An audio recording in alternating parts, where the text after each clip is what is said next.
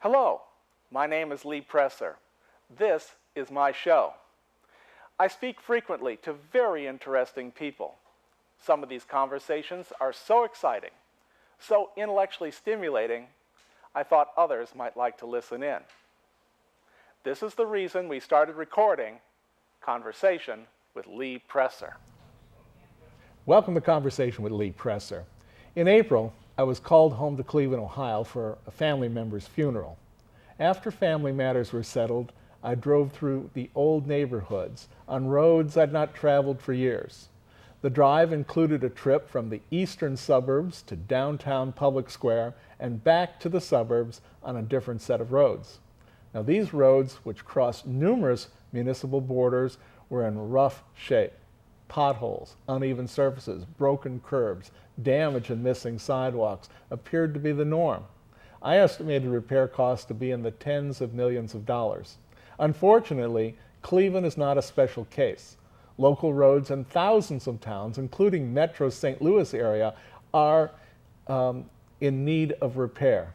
Now, I've read that these repair costs for local roads in St. Louis and throughout the United States could reach as high as $42 billion. When I returned to St. Louis, I spoke to MoDOT's St. Louis District Engineer Greg Horn about doing this interview. Well, he suggested I speak to Garry Earls. Mr. Earls is a professional engineer who was at one time the Director of Highways and Traffic in St. Louis County, Missouri. He said, Garry knows a lot about this subject. Well, today we're going to talk about how streets got to be in such bad shape and what can be done to remedy the situation. Garry Earls, welcome to the conversation. Oh, thank you, Lee.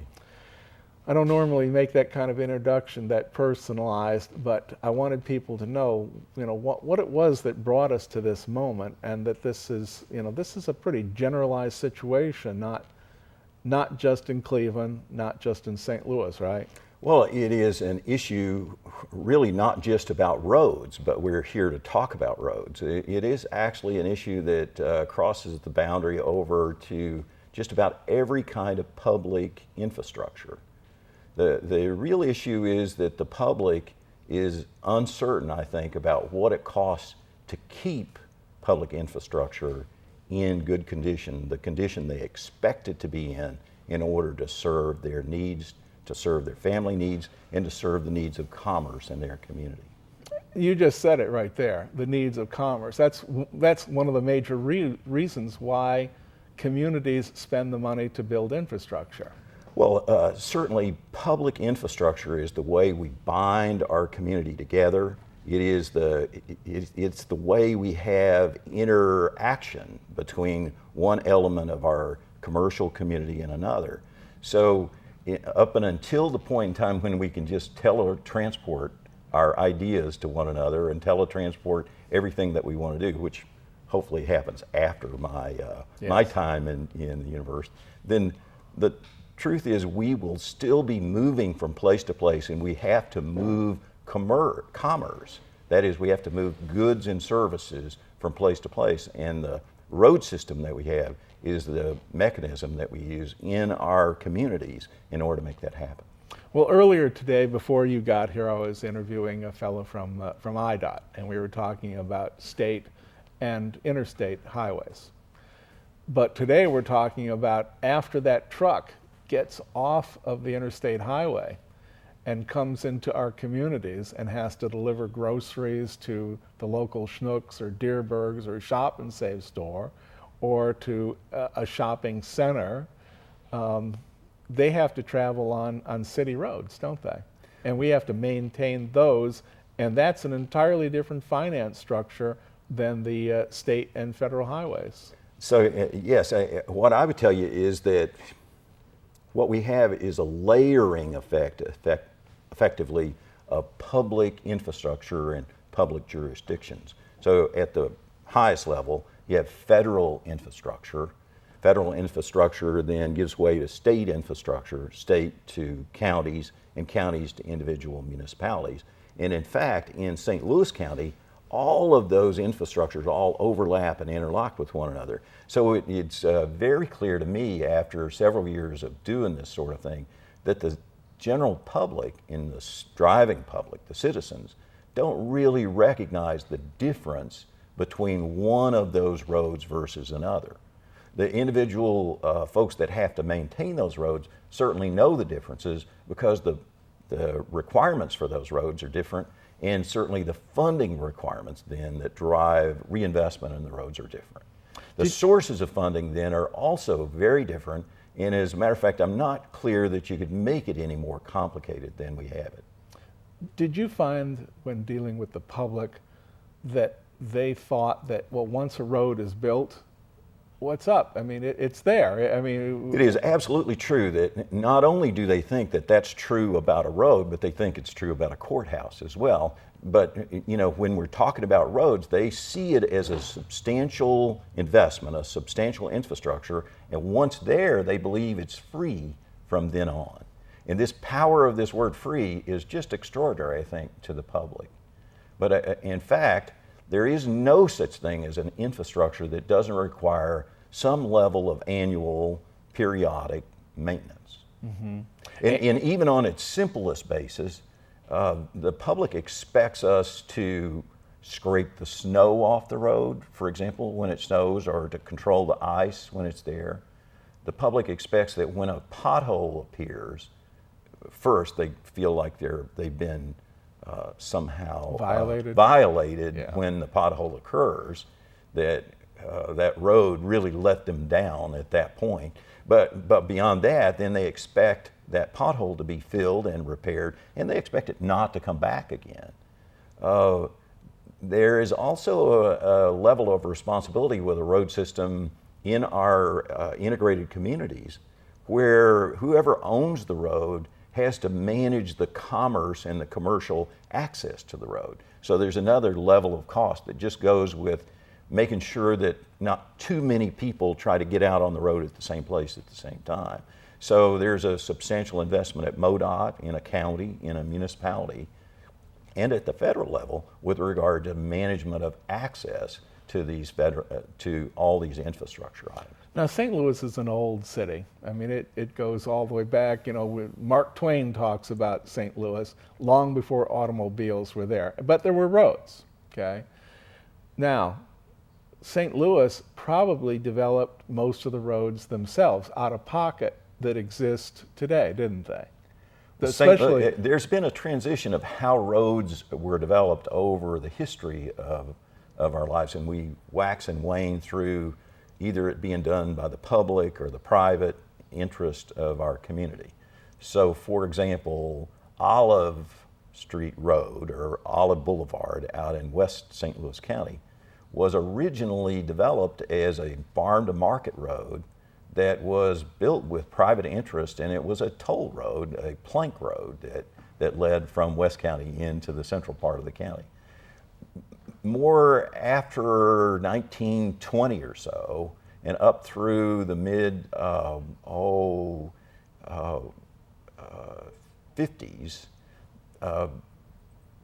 most roads, particularly in municipalities like the city of St. Louis, were actually built as reconditioning of old right-of-ways that had been established by the private sector. And so the public made investments to make better roads and better roads available because it was good for the common interest of commerce. In St. Louis County, as St. Louis County was really being developed in the 50s, late 40s and through the 50s and 60s, it was very clear that there was not enough collection of taxes available in order to be able to afford those extensions of roads in most cases.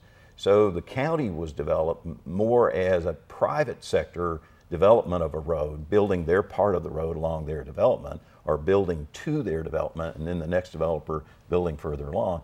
So what we had is a real patchwork of road systems throughout St. Louis County, but a municipality like St. Louis that was developed well before 1940, most of its road system was built by public interest, by collecting dollars from a population, let's remember, of 800,000 and an employment of even greater than that number, and therefore they could afford to really improve roads through that system. That's the important part, is that there was a booming commerce in the area from which a small portion of taxes was taken, and then was applied to roads. And they in were fact, able, those and they were people, able to maintain them after that too. For the most part, then what happened is there was enough continued growth during that period of time to maintain those roads as we went forward. Right.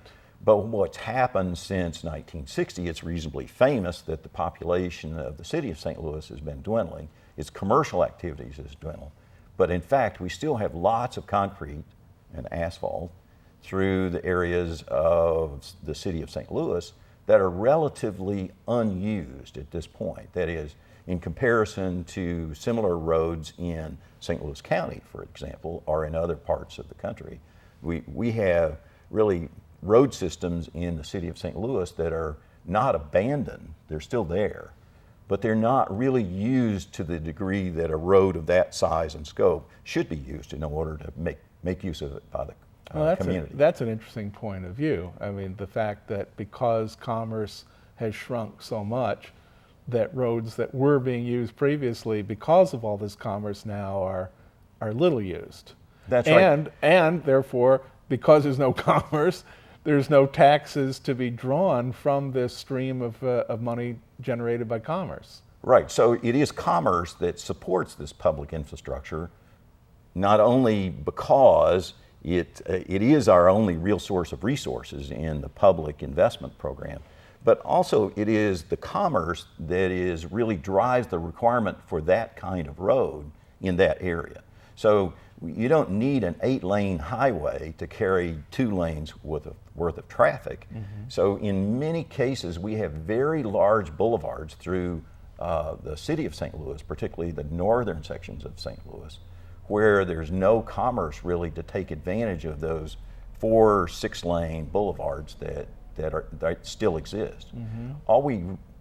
The biggest impact on those roads today is just the weathering, or I like to think of it as God trying to come back and take the road back and turn it back into gravel and cement its fundamental component parts. So God uses a few plants and yes. Freeze and thaw in order to make that work out. But in fact, if you've ever seen a road that's just been completely abandoned for years, you go back and find it later, well, the jungle will take it over after a while. Well, that's what I was suggesting in my drive through Cleveland, is that, and I don't suspect, because I've been in these areas in North City, St. Louis. I've driven through there, and I've seen broken roads, torn up sidewalks or missing sidewalks, broken curbs, and as you said, lots and lots of weeds that coming through these breaks in the concrete. And the reason, as you said, is that there's no money there anymore, and nobody's paying attention because there's no money. Well, I don't know which of those comes first, chicken or the egg, but I can tell you, since there's no money, it really wouldn't matter much whether anybody's paying attention, because there's no one that's demanding an improvement to those road structures. On the other hand, we have road systems in St. Louis that are really still very highly used. We have a really vibrant economy here. Yes. So even though the economy has moved some, it moved out into the county, it's moved further west into St. Charles County, in some cases to Belleville and out here in Maryville. So the economy has sort of emptied out the center of our region and moved out to the outer reaches, which actually puts a great deal then more pressure on not only maintaining the road system to move back and forth, but to build new roads to meet the expectations of that commerce. So even though we have lots of roads, we have lots of roads in the wrong places in some cases. And by the way, those roads are owned by different jurisdictions than the ones that have an obligation to support their local commerce in the area where they are. Mm-hmm. So there is a gentleman who wanted to, he'd bought up huge sections, several square miles in North City, St. Louis. Mr. McKee. Yeah. Mr. McKee and his wife, and they were going to rebuild this entire area, which probably meant that they might even just rip up the existing roads and sidewalks if need be and redesign this entire area. Is that perhaps the answer in some, not just in St. Louis, but we're talking Ohio, Indiana, Illinois, Missouri, Michigan, Wisconsin, Minnesota, all of what we used to call the old Northwest, the old Northwest, but Northwest Territory, but it's now, I guess they call it Rust Belt? Is that what we call ourselves And certainly now? you can't leave a few places like Pittsburgh and Camden, New Jersey, and that sort of thing out of the picture. And that is so the Northeast U.S. and commerce has kind of moved to the south and to the west. Right, and so that movement, and we have to do 3 more shows to describe why that movement occurred, but regardless of why, the movement has created a place where we have these deserts of public infrastructure that don't have users for them, and the commerce has moved to another place where we have an increased obligation to provide for public infrastructure there to maintain the commerce that's required for all of our jobs. Well, I suspect that there's some aldermen in the city of St. Louis, especially those that represent North City, who would disagree with us here, that area should be improved, that monies should be put in there, that those sidewalks and those streets should be made It's back again. really clear that what we have in that area is we still have users. We just don't have the intensity of use that the public infrastructure was built for. So with that lower level of public use, we probably should have a lower level of public infrastructure. And what you're talking about is Mr. McKee then is looking at the redevelopment of the entire north side, north project. In that north project, then you have to take into consideration what those future uses are in order to put the right infrastructure with it to meet the expectations of the public and the commerce. So literally, yes, if you're going to make that dramatic a shift in that community, then you also have to match it with the right public infrastructure. So as I'm driving through my old stomping grounds in Cleveland, Ohio, and as I'm seeing this town that, used to be in the top, when I was born, Cleveland was in the top 10 cities in the United States, both in population and in economic activity. And over my lifetime, it's just tailed way, way down. And so I was thinking as I'm driving, well, gosh, they need to fix all this stuff up. What the heck's going on here? But based on this conversation that we're having here, it may not be possible, because unless economic activity is driven in those areas again, there won't be either the demand for the roads you're referring to and the sidewalks, and there isn't the commerce from which you can draw tax money in order to pay for the work. So that's absolutely true. All that's left is the individual people there to pay for this, and left on their own, then people don't really feel like, so now we're back to the original point you asked, which is, does the public really understand that they have an obligation to pay for this? And I think the answer to that is certainly no. In my experience in Missouri is that the public is completely confused about whether or not they do pay for it. So here's their point. They pay a lot of taxes. And you certainly have to own up that you and I live out in West St. Louis County. We pay a lot of taxes. We pay property taxes, we pay sales taxes, we pay income taxes to the state, we pay gasoline tax. So the truth is, our point is gasoline prices keep going up, and shouldn't some of that go for the roads?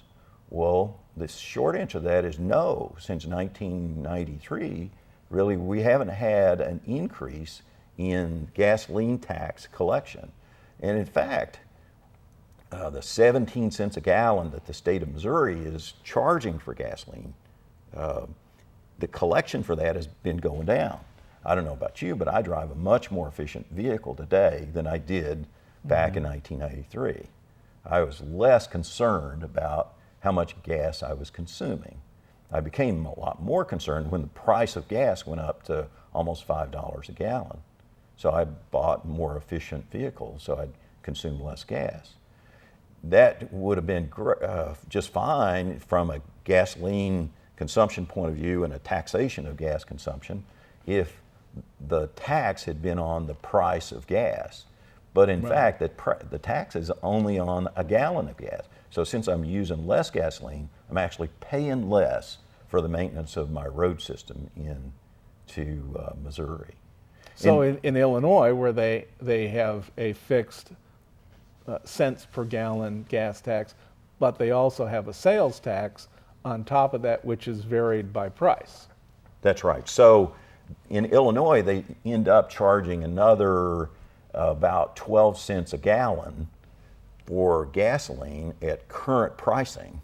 But if the price goes up, then the tax goes up because, in fact, they have a sales tax on the price of gas instead of the gallon of gas in the state of Illinois. So they not only charge a per gallon tax, but also a sales tax on the gasoline.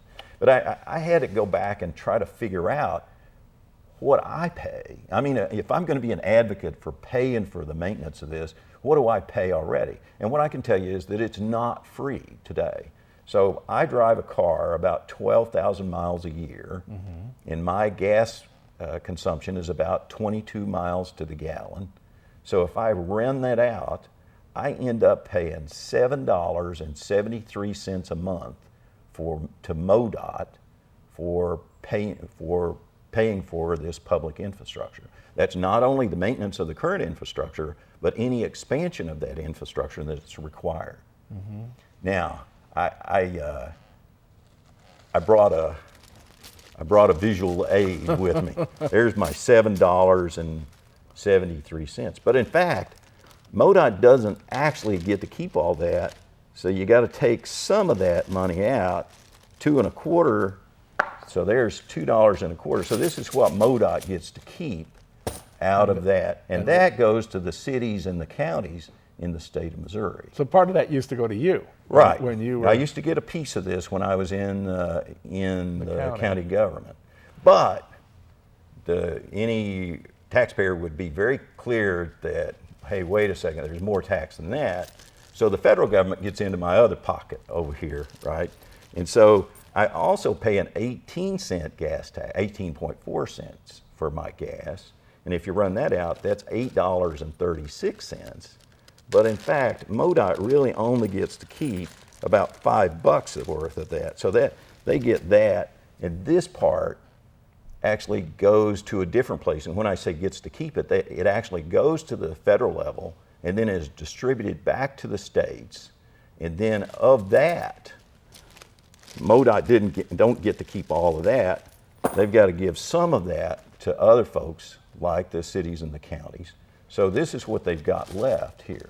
It's about $10 a month that MoDOT gets from me. Right. Now that takes care of the state and the federal road. That's what's supposed to take care of that. Well, I started thinking about that. Well, how does that compare with other things? So my phone, I pay $60 a month to just operate my telephone, but only $10 for Towards the road system. That brought you here. Right. I know it doesn't look like it, but I pay $30 a month to get my hair cut out at the Wildwood barber shop. I don't know how the public thinks that they can maintain all those roads that brought me out here for $10 a month. With the pricing of concrete and asphalt and gasoline, they have to consume a lot of gasoline and diesel with the labor costs that they have today to just be competitive in the marketplace. So the MoDOT guys only get this much. But that's not all that I spend on roads, because remember, this over here is going to the state and local folks. In fact, the county charges about 1/4 cent sales tax too that goes into road and bridge maintenance. So they get another $7 out of that. And Chesterfield gets about $6 from my property tax. So all total, I'm paying about $29 a month for maintenance of my road system. I think it would be important for our public to know that they are paying and that I pay. But $29 is not enough for the value compared to other things that we buy, Lee. We need to step up and pay for what we need. And we've been deferring this maintenance forever. And what the experts say in this, and I believe them, is that as we defer maintenance, it gets more and more expensive, and ultimately we have to pay the price for that. We got about 3-4 minutes left here, and you've done an excellent job of explaining to people what it is. I mean, one bridge, the new Mississippi River Bridge, was something on the order, I believe, of $600 million. That was one bridge. That's one bridge. To build new. To rebuild or to rework, I mean, perhaps from your days when you were working in St. Louis traffic, just to redo Lindbergh or some other road, I mean, this is probably costing you, what, a couple $1 million? Well, we don't have to theorize it. We know that we got a really good deal on 11 miles of Interstate 64. Oh, that's right. We like to call Highway 40 through the really the main street of St. Louis County and St. Louis City. So we rebuilt that 11 miles of road and all the bridges for $525 million is what it costs. So that's only 11 miles. The MoDOT system is 34,000 miles. 34,000 miles.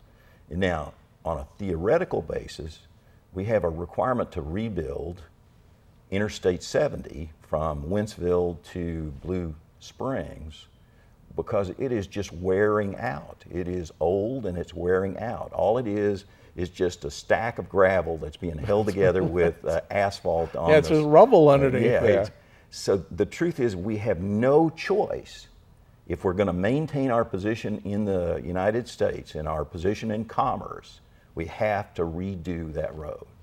And the best price that we can think of at this point for that is $2 billion, which is 4 times the amount that we spent on that section of 11 miles in an interurban highway. And that's above and beyond all the normal work that we regularly do. Well, because that's 2 extra $1 billion. Right, that $2 billion for what is 0.5%, not 5%, not, it is 0.5% of the state's system. So on 0.5% of the state system, they have an unpaid bill of $2 billion.